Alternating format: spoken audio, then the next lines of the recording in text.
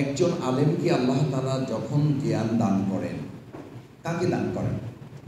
এই হাদিসটি আমার খুব প্রিয়। আল্লাহ তাআলা যাকে পছন্দ করেন, যাকে ভালোবাসেন, তাকে দ্বীনের জ্ঞান দান করেন। তো তিনি একটা ভুল করলে তাকে একেবারে তুলোধুনো করে ফেলতে হবে, তখন তো আমার মাথায় এটা রাখতে হবে তিনি 1000 কথা বলেছেন, লক্ষ কথা বলেছেন, তার মধ্যে 5টা ভুল হয়েছে, 10টা ভুল হয়ে গেছে, আমারও হয়েছে, আমাদেরও হতে পারে। তখন যেন আমার মধ্যে, আমি আলেমদের পক্ষ হয়ে বলে, আমি আলেম না, আমি আলেমের ছাত্রও না, আমি ছাত্রেরও ছাত্র, আমি তখন খুব শক্ত করে বলি যে ভাই, মাথায় যেন এটা থাকে আল্লাহ সুবহানাহু ওয়া তাআলা তাকে পছন্দ করেন বলে এই জ্ঞানের ভাণ্ডারটুকু পাত্র হিসাবে তাকে আল্লাহ তাআলা পছন্দ করেছেন। সুতরাং তার ব্যাপারে কথা বলার ক্ষেত্রে আমাদের 1000 বার যেন চিন্তা করতে হবে, তাহলেই সহনশীলতাটা ক্রমান্বয়ে বৃদ্ধি পাবে। তাহলে ক্রমান্বয়ে আমাদের পরস্পর প্রতিহিংসার যে জায়গাটা কেউ যদি পরিকল্পিতভাবে তৈরিও করতে চায়, সেটা কমে আসবে। যদি এই চিন্তা মাথায় থাকে যে আল্লাহ তাআলা তাকে পছন্দ না করলে, তার মতো একজন মানুষ তো এরকম বহু আছে যিনি নাস্তিক, তার মতো এরকম বহু মানুষ এই সমাজে আছে ইসলামের রশ্মি সম্পর্কে তার ধারণা নেই, অথচ আল্লাহ তাআলা তাকে এতটুকু জ্ঞান যেহেতু দিয়েছেন, নিশ্চয়ই আল্লাহ তাআলা তাকে পছন্দের তালিকায় রেখেছেন বলেই এই জায়গাটুকুতে তাকে নিয়ে এসেছেন। আলহামদুলিল্লাহ। আপনারা তারা এরপরও ভুল ভ্রান্তি, ভুল কি? আল্লাহ সুবহানাহু ওয়া তাআলা তো ভুলের প্রেক্ষিতেই আমাদেরকে পৃথিবীতে প্রেরণ করেছেন, যেন আমরা ভুলটা উপলব্ধি করতে পারি। আমাদের তো আপনাদের কাছ থেকেই শোনা যে আমার তো থাকার কথা জান্নাত, আমরা তো জান্নাতে ছিলাম, আমরা দুনিয়ায় কেন, এখানে এসেছি কেন, আমাদেরকে পাঠানো হয়েছে কেন? আমি অনেক সময় বলি আমার বুঝার জন্য, এটি কোনো দাঁড়িলেই কথা না, যে ইটস এ পানিশমেন্ট পিরিয়ড। এখানে আমাদেরকে শায়েস্তা করার জন্য পাঠানো হয়েছে। যেমন দুনিয়ার দৃষ্টিতে কেউ যদি অন্যায় করে বান্দরবান পাঠায়, খাগড়াছড়ি পাঠায়, খাগড়াছড়ি বান্দরবান কেউ চাকরি করে, এটা শুনলে মাথার মধ্যে কি আসে আমাদের? সামথিং হ্যাপেন, কোনো একটা প্রবলেম হয়েছে। এই দুনিয়া সম্পর্কে রাসূল করিম সাল্লাল্লাহু আলাইহি সাল্লামের বক্তব্য কি? এই দুনিয়া সম্পর্কে বক্তব্য কি? আর দুনিয়া সিজদুল মুমিনিন। আপনি যদি ইমানদার হন, আমি যদি ইমানদার দাবি করি, তাহলে কিন্তু কারাগারে আছে। তো কারাগারে কে থাকে? আমি জেলখানায় কথাগুলো আলোচনা করতাম নিজেদের বোঝার জন্য। কারাগারে কে থাকে? কারাগারে সব এটা বলে আমি ডাক্তার, আমি ইঞ্জিনিয়ার, আমি মুহাদ্দিস, আমি মুফতি, এটা বলে। আমাদের তামিল মিল্লাত কামিল মাদ্রাসা তৎকালীন প্রিন্সিপাল, তৎকালীন তখন ছিলেন প্রিন্সিপাল কিনা জয়নুল আবদিন সাহেব, ওনাকেও গ্রেপ্তার করা হয়েছে, মাথায় রশি লাগিয়ে ওনাকে নেওয়া হয়েছে, আরও অনেক আলেমকে নেওয়া হয়েছে। তো সেখানে তো কর্তৃপক্ষ বলেন নাই মুফতি সাহেব আসেন, আলেম সাহেব আসেন, এই এত নম্বর আসেনি, আসেন, সব আসেন। আমি তখন বলতাম ওই ওয়াল আর ক্রিমিনালস, মানে দুনিয়ার দৃষ্টিতে আমাদের সবাইকে আসামি বানানো হয়েছে, সেই জন্য ওটাকে জেলখানা বলা হয়েছে। তো রাসূল করিম সাল্লাল্লাহু আলাইহি ওয়াসাল্লাম তো এটাকে জেলখানা বলেছেন, যদি ইমানদার হই আমি। তার মানে জেলখানাটা হচ্ছে আমাদের ওখানে জেলখানায় গেটে বড় করে লেখা আছে, রাখিব নিরাপদ, দেখাবো আলোর পথ। আল্লাহ সুবহানাহু ওয়া তাআলা তো দুনিয়াটাকে আলোর পথ দেখানোর জন্য এটা একটা ব্যবস্থা করেছে, যেখান থেকে যেন পরিশুদ্ধ হয়ে আমরা আবার ঢাকায় ফিরতে পারি। আমাদের যেন খাগড়াছড়িতে সবসময় থাকতে না হয়, আমাদের যেন বান্দরবানে সবসময় থাকতে না হয়। উনি যাওয়ার পর থেকেই তদবির চেষ্টা শুরু করেন। কি তদবির করেন? স্যার ভুল হয়েছে, যা হয়েছে হয়েছে, মাফ করে দেন, দিচ্ছেন তো, ট্রান্সফার মানছি তো, আসছি তো, জয়েন করছি তো, আনুগত্য করছি তো, এবার আমার বউ ছেলে মেয়ে সব ফলাই রেখে চলে আসছে। আমার তো থাকার জায়গা, আমার থাকার জায়গা ঢাকা, আমার ওখানে একটা ফ্ল্যাট আছে, ওখানে একটা প্লট আছে, ওইটা ছিল আমার স্থায়ী ঠিকানা। ভুল কর্মে আমি আসলে একটা কাজ করে ফেলছি, এখানে পাঠিয়ে দিয়েছি, দিচ্ছেন, মেনে নিলাম তো, কারেকশন করার চেষ্টা করেছি, এবার আমাকে ফিরাই না। আচ্ছা, আমারও তো সেই কথাই বলা উচিত, কিন্তু দেখেন আমরা কিন্তু এই চিন্তা চেতনাটা উপলব্ধিটিকে আমার মধ্যে আছে, দুনিয়াটা তো আমার ঠিকানা না, আমাকে থেকে ফিরায় না। আমি শত হাজার চেষ্টা করতেছি কিভাবে এখানে থাকা যায়, শুধু থাকা যায় না, আরও কিভাবে স্থায়ী করা যায়, অথচ এটা পানিশমেন্ট জায়গা, অথচ এটা কারেকশনের জায়গা, অথচ এটা মূল জায়গায় পৌঁছার একটা মাঝখানে শুধু সেতু তৈরি করে দিয়েছেন আল্লাহ সুবহানাহু ওয়া তাআলা। সুতরাং আমি আপনাদের কাছে প্রথম অনুরোধ করতে চাই, জাতির এই কর্ণধার হিসাবে আল্লাহ সুবহানাহু ওয়া তাআলা যাদেরকে নির্ধারিত করেছেন, আমরা যেন জাতির সামনে এই মেসেজটা, এই আহ্বানটা, এই দাওয়াতটা পৌঁছাতে পারি। আসুন আমরা আল্লাহ সুবহানাহু ওয়া তাআলার কাছে যেখানে ছিলাম, যে জান্নাত আমাদের ঠিকানা, সেখানের উপযুক্ত হয়ে যেন আবার আল্লাহ তাআলা আমাদের ফিরে যাওয়ার তৌফিক দান করেন। সম্মানিত উলামায়ে কেরাম, আমি মহাগ্রন্থ আল কোরআনের একটি আয়াত আমার ছাত্র জীবন থেকে আমার মধ্যে একটা আলোড়ন তৈরি করেছে। সবগুলো আয়াত আমাদের জন্য গুরুত্বপূর্ণ। বিসমিল্লাহির রহমানির রহিম। ওয়া মান লাম ইয়াহকুম বিমা আনজালাল্লাহু ফাউলাইকা হুমুল ফাসিকুন। আর কয়েক জায়গা আছে সূরা মায়েদার, সম্ভবত এটি 47 আয়াত হবে, আপনাদের সকলেরই মুখস্থ, যে তোমাদের মধ্যে যারা আল্লাহর দেয়া বিধান, আল্লাহর দেয়া আইন, আল্লাহর দেয়া শাসন অনুযায়ী বিচার ফায়সালা সম্পন্ন করে না, তারা হচ্ছে ফাসিক। অন্য জায়গায় জালিম বলা হয়েছে, অন্য জায়গায় কাফির বলা হয়েছে। এই যে জালিম, কাফির, ফাসিক বলা হয়েছে, আমি যখন কোর্টে থাকি, মানে কোর্টে যখন আমরা 4.5 বছর বা বিভিন্ন এই 17 বছর থেকেছি, আচ্ছা আমাদের কোর্ট কি আমাদের আল্লাহর আইনে চলে?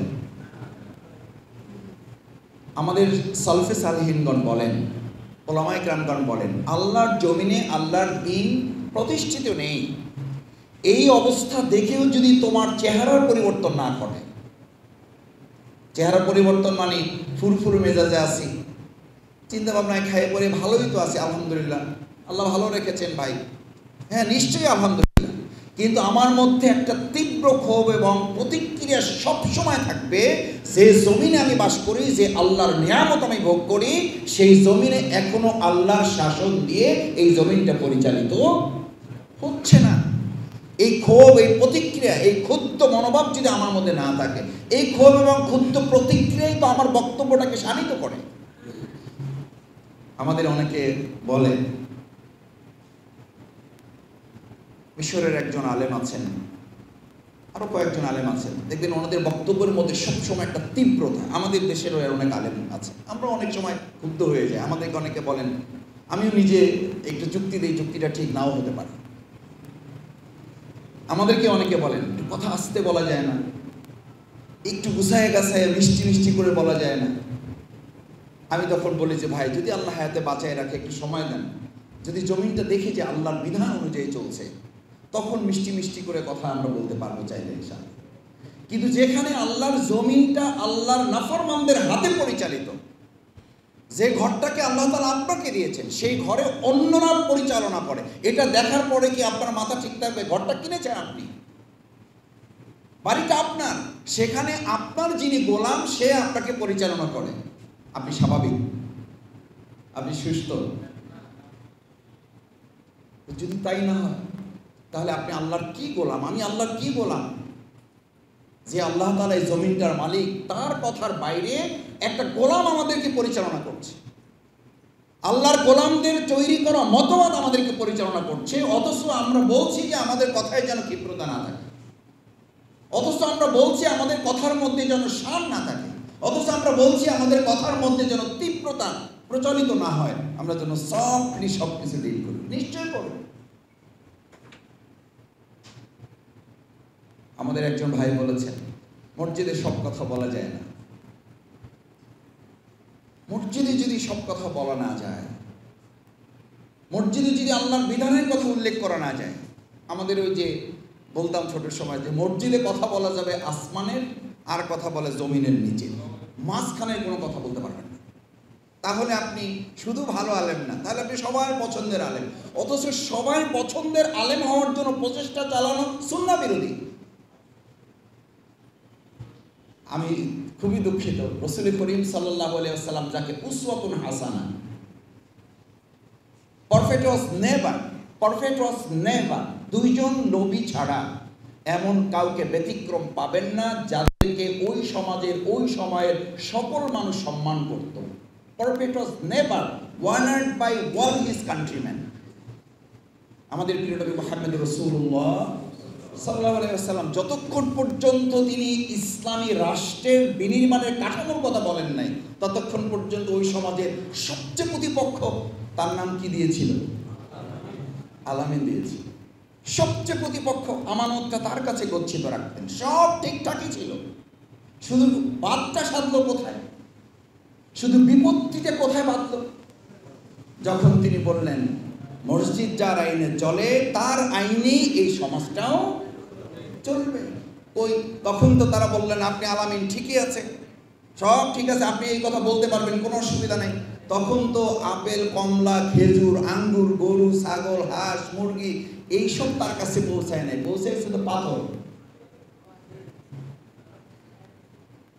তার দিকে তো পাথর ছুঁড়ে মারা হলো। ওই সেই লোকেরা, যেই লোকেরা তাকে আলামিন উপাধি দিয়েছিল। তাহলে পার্থক্যটা কি? পার্থক্যটা হচ্ছে যেই কালিমা দিয়ে আজকে ভিক্ষা করা হয় ওই একই কালিমার জন্য আবার ফাঁসিও দেওয়া হয়। ভিক্ষা করা হয় না? আপনি এখনই গ্রামে মাঝে মধ্যে আমরা তো ছাত্র সময়ে মানে মানুষের কাছ থেকে সহযোগিতা উঠাতাম, মাহফিলের জন্য, মাদ্রাসার জন্য, আমাদের কোনো প্রোগ্রাম থাকলে আমরা যেতাম। এই কোনো লোক খুঁজে পাবেন না, আপনি শুধু গিয়ে দরজায় একটা ডাক দেবেন, মুহাম্মাদুর রাসূলুল্লাহ, দেখবেন মা, বোন, ভাই, চাচা, দাদা, খালু, নানা যেই থাকুক কিছু একটা নিয়ে বেরিয়ে আসবে। আচ্ছা, এই একই কথা বলতে বলতে আপনি বঙ্গভবনের সামনে দিয়ে, গণভবনের সামনে দিয়ে, এখন যমুনার সামনে দিয়ে আরবিতে না বলে বাংলায় বলতে বলতে যাবেন। যদি ওই সেনাবাহিনী, যদি ওখানকার নিরাপত্তা বাহিনী বুঝে শুনে এটা উপলব্ধি করে, আর আপনি যদি বুঝে শুনে এটা বলেন, আমি ঘোষণা করতেছি আব্দুর রহিম, আমি আল্লাহর গোলাম, স্পষ্ট ঘোষণা করে যাচ্ছি এই যমুনার সামনে দিয়ে, এখানে প্রধান উপদেষ্টা আছেন, লা ইলাহা ইল্লাল্লাহ, আল্লাহ ছাড়া কারো আইন মানি না এবং কোন আইন চলতে পারে না।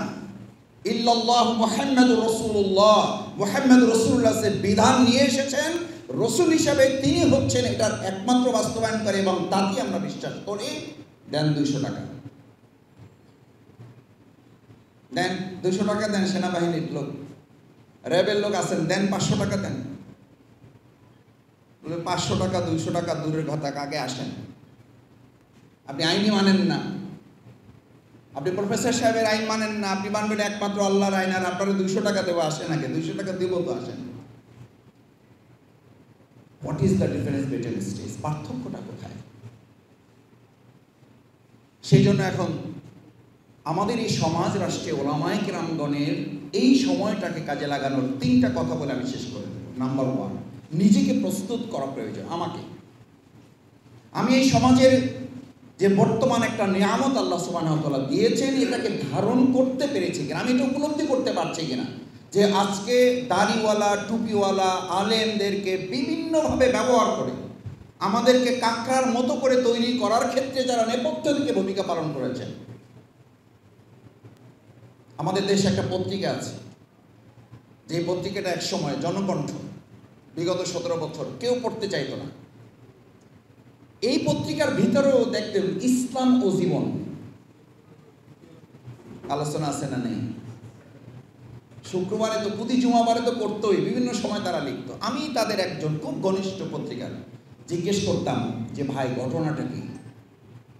সম্মানিত ওলামায়ে কেরামগণ, নিজেকে প্রস্তুত করতে হবে, এই জন্য বলছি যে ভাই, জনকণ্ঠে ইসলাম ও জীবন পাতা রাখতে হবে, এই সিদ্ধান্ত আপনারা কোন সাহস করে নিলেন এবং কোন টার্গেটে নিয়েছেন?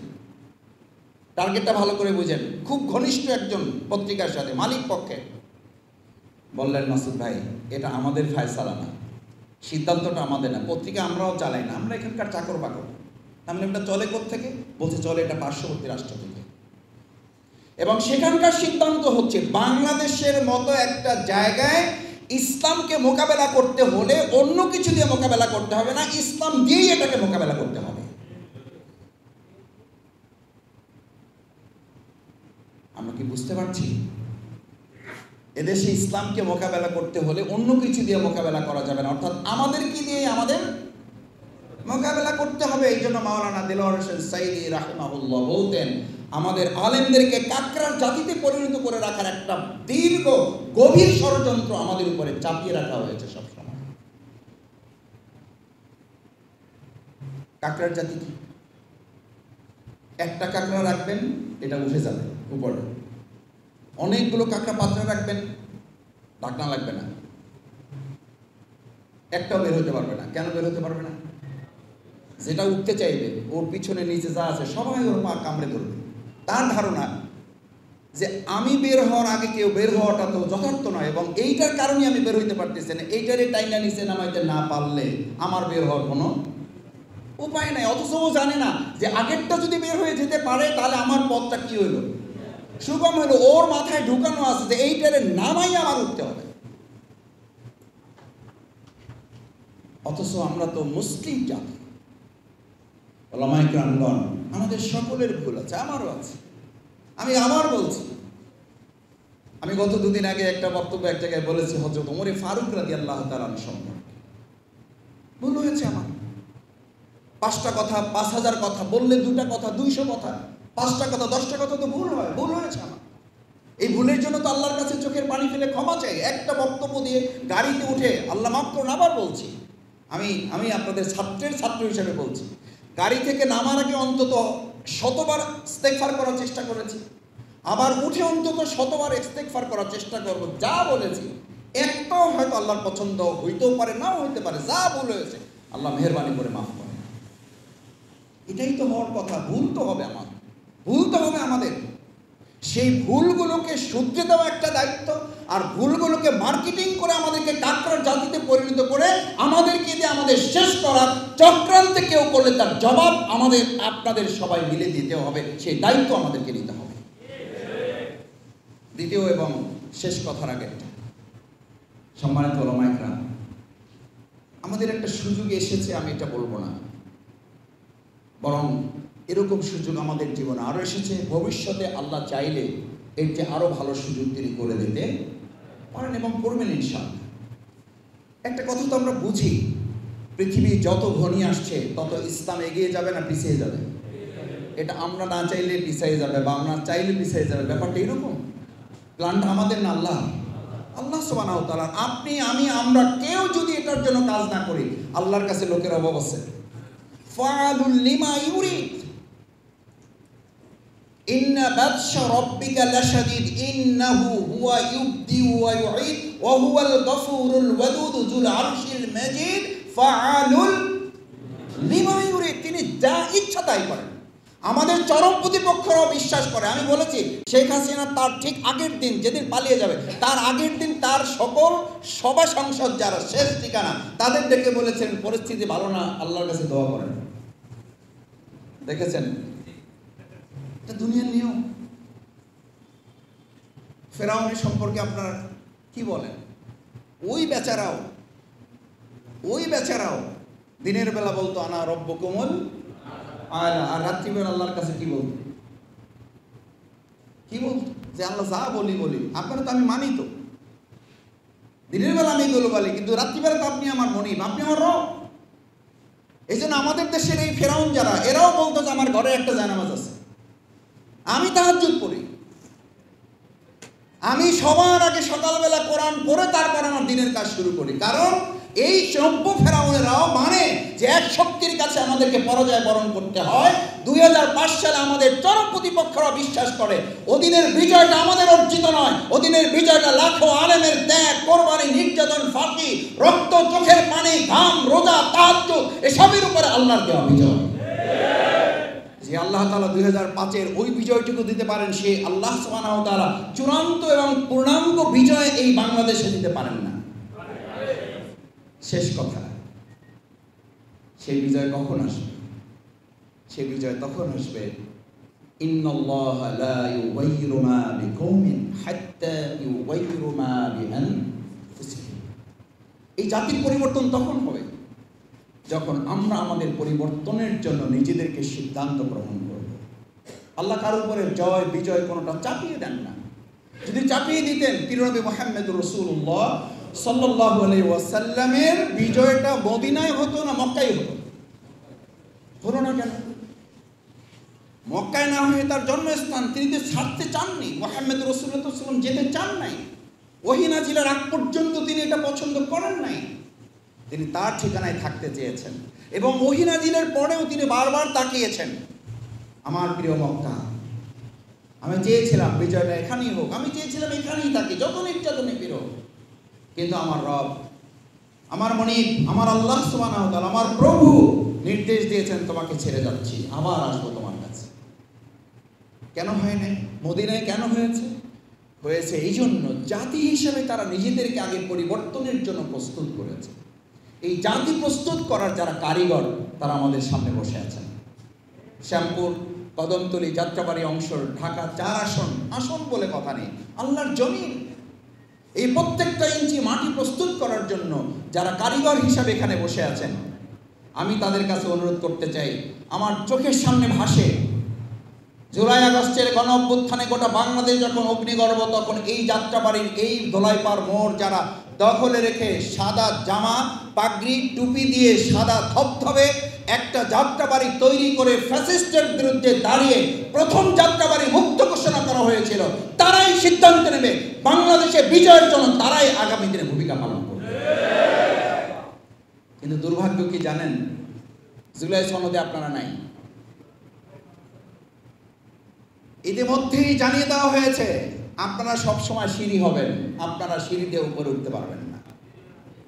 আচ্ছা, আমি ওলামায়ে কেরামগণের কাছে বিনয়ের সাথে জানতে চাই, আমরা কি শুধু সিঁড়ি হওয়ার জন্য আসছি, নাকি সিঁড়িতে উঠে জায়গা মতো পৌঁছার দায়িত্ব নিয়ে আমরা এসেছি? এবার আমাদেরকে সিদ্ধান্ত নিতে হবে, আমরা শুধু সিঁড়ি হিসাবে ব্যবহার হতে আসি নাই, বরং এই সিঁড়িতে আমরা উঠবো আমাদের কাঙ্ক্ষিত মঞ্জিলে পৌঁছার জন্য। সিঁড়িতে যদি কেউ বাদ ছাড়ে, সেই বাদ মোকাবেলা করে আমাদের কাঙ্ক্ষিত মঞ্জিল আমরা এবার পৌঁছবো। আমাদের ঘাড়ে বন্দুক রাখবেন, ঠুসঠাস করে ফুটাবেন, বন্দুকের কাজ শেষ, এরপরে দুনিয়ার কথা অনুযায়ী টিস্যুর মতো আমাদেরকে ফেলে দিবেন। আলেম সমাজ এবার তা বুঝতে পারে নাই, শুধু হাড়ে হাড়ে আমরা টের পেয়েছি। এবার আমরা বলতে এসেছি মোল্লার উসিলায় সিন্নি খান, মোল্লা চেনেন না। এবার আমরা আগাম বলে দিচ্ছি, সিন্নি খাইতে হলে মোল্লা চিনেই তারপর সিন্নি খাইতে হবে। এবার আর মোল্লা বাদ দিয়ে সিন্নি কাউকে খাইতে আর কত সিন্নি খাওয়াবো আমরা ভাই? কেন সিন্নি খাওয়াবো? হ্যাঁ খাও, সিন্নি আমরা খাওয়াবো, কিন্তু মোল্লাকে অবশ্যই চিনতে হবে। দেখেন, একটা বছর পার হতে পারলো না, জুলাই সনদে আপনাদেরকে রাখা হয় নাই। কি বলা হলো? এত কথা কি নিয়ে আসা যায়? এক লাইন যদি যুক্ত হয় জুলাই সনদে, তাহলে অবশ্যই আলেমদের কথা যুক্ত হতে হবে। হয় নাই। মিডিয়াতে জুলাইয়ের সমস্ত স্মৃতি রোমন্থন করা হচ্ছে, সবাই আছে। আচ্ছা, কয়দিন কোন টক শোতে পাগড়িওয়ালা, দাড়িওয়ালা, টুপিওয়ালা, পাঞ্জাবিওয়ালা কতজনকে দেখেছেন? ভাবখানা এরকম যে ওনারা শুধু যুদ্ধের ময়দানে যুদ্ধ করবেন, এরপরে ওনাদের খানকা শরীফ হোসেন, ওনাদের আর এই দুনিয়া নিয়ে কোনো কাজ নেই। আমাদেরকে এই সবচেয়ে বড় ধ্বংসটা ব্রিটিশ থেকে করা হয়েছে, যে আমাদের চিন্তা দৃষ্টিভঙ্গি থেকে। আমি বলেছি সেদিন একটা প্রোগ্রামে আলেমদের, ভাইয়ের আপনাদের মনে থাকার কথা, যাত্রাবাড়ি যখন মুক্ত করেছেন তখন আপনারা কি টার্গেট করেছিলেন যে সবাই চলো আমরা বাইতুল মুকাররম দখল করব? কোথায় দখল করার জন্য? কোথায়? সেদিন কি টার্গেট করেছিলেন? সেদিন যদি যাত্রাবাড়ি মুক্ত করে আপনার গণভবন, বঙ্গভবন এবং রাষ্ট্রপতির ভবন যদি টার্গেট করেন, জাতীয় সংসদ ভবন টার্গেট করেন, তাহলে আজকে কেন আমরা শুধু মসজিদ, মাদ্রাসা, খানকা টার্গেট করে বসবো? আমরা আজকে টার্গেট করবো গণভবন, বঙ্গভবন, জাতীয় সংসদ ভবন। সেখানে ইসলাম না পর্যন্ত আমাদের আন্দোলন চলবে।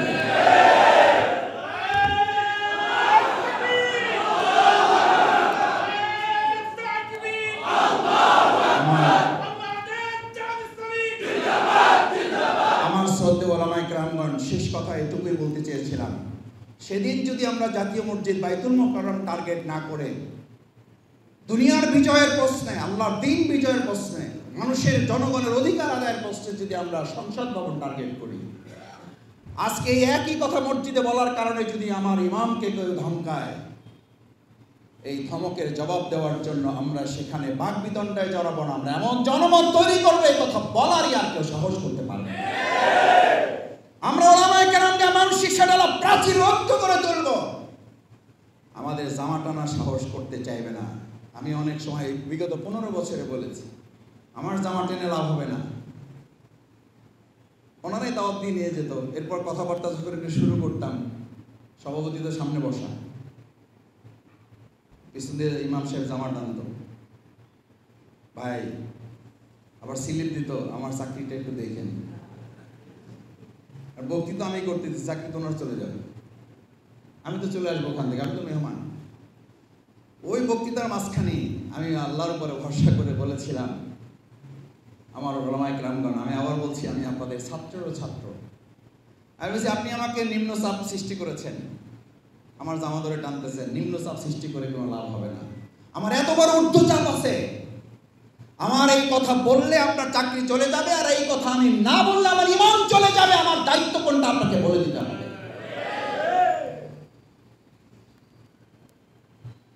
আসুন, আমরা যদি মসজিদ ভিত্তিক এরকম একটা তীব্র ব্যাকডোর করে তুলতে পারি, একটা ঘাঁটি তুলে তুলতে পারি, যে একটা মসজিদ মানে একটা মসজিদ না, মসজিদ মানে একটা দুর্গ। মসজিদ ভিত্তিক একটা সমাজ যখন হবে, তখনই শান্তি প্রতিষ্ঠিত হবে। সেই মসজিদ, সেই মাদ্রাসা, সেই খানকার, সেই সম্মানিত জায়গাগুলোর যারা মূল পরিচালিকার শক্তি, আল্লাহ যাদেরকে এই বিরাট নিয়ামতের অধিকারী করেছেন, তারা আমার সামনে বসা। আসুন, আপনাদের এই জায়গাগুলো থেকে আওয়াজ তোলা মানে শুধু ওই জায়গার আওয়াজ না, আপনাদের এই জায়গাগুলো থেকে আওয়াজ তোলা মানে হচ্ছে 18 কোটি মানুষের কর্ণ করে পৌঁছে দেওয়ার এক একটা হর্নের মতো করে ভূমিকা পালন করা। সেই হর্ন আপনারা, সেই মাইকের ইউনিট আপনারা, সেই মাইকের স্পিকার আপনারা।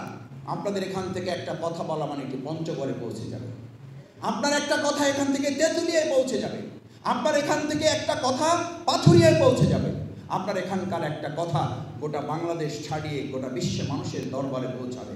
যে এবার বাংলাদেশ আওয়াজ তুলেছে এবং সেখানে এবার ইসলামের বিজয় কেউ ঠেকাতে পারবে না ইনশাআল্লাহ।